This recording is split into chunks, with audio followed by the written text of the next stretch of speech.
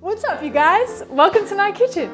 Just kidding, this is not my kitchen, but welcome to a kitchen. Today we are actually going to be roasting our own coffee at home, and I'm so excited.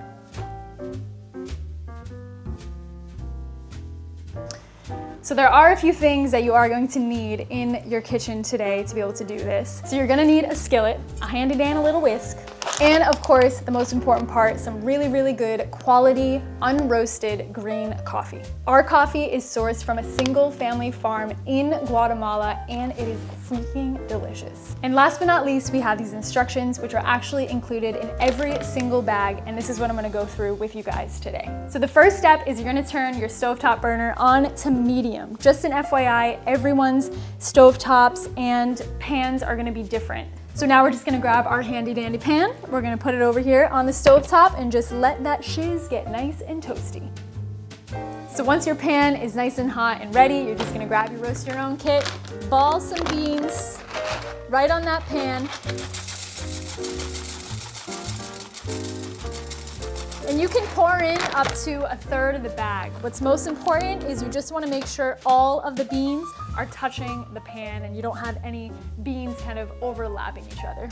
And now the fun begins. So grab your whisk, you're gonna start stirring these beans. And the awesome thing is there is enough beans in this roast your own kit to do this up to 3 times if you end up using 1/3 of the bag or 100 grams actually to make it exact.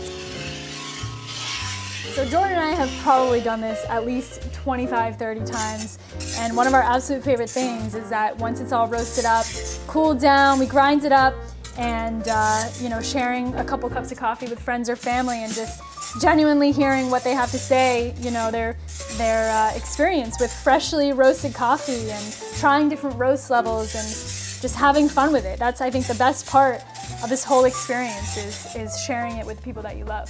If you want to throw a timer on, I would say average is around the 8-minute and 30-second mark that you're gonna hear a crack. That's gonna be the first crack that you want to listen for. But again, everyone's stovetop and pans are gonna be slightly different.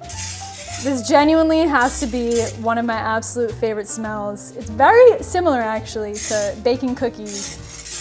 So as you keep continuously whisking and just keeping an ear out for that crack, it's kind of a similar experience, a similar sound to like popcorn popping. Oh, that was it. So you hear that first crack, that's when you know the magic starts happening. So you're gonna keep an eye now for what roast level you want. So now we're starting to get to maybe like a light medium roast. And just an FYI, on the instruction sheet on step number 5, it kind of shows you the different colors of the roast levels that you kind of want to look out for. But again, you're going to kind of decipher it based on what your preference is, and if you want to even compare it to a coffee that you have in your cupboard that you really like, or if you want to try something that you've never tried before, a roast level that you've never tried before, then you can absolutely feel free to do that. So this is the color, this is the exact color that I'm looking for. So I'm just gonna kill this heat. We're gonna grab the pan right away. This is actually a really fun part. So we're gonna pour the beans right into our colander. This is gonna be the cool down phase. And then we're gonna take our coffee outside. So there's these tiny little kind of parchment papers looking things on the outside of the bean once you roast it. So this is what we want to get off. It's called the shaft. So you're literally just gonna throw the coffee up in the air and then catch it back in the colander. And it's really fun too if it's a little extra windy, because when you toss it up, that shaft kind of just like blows across because it's so lightweight.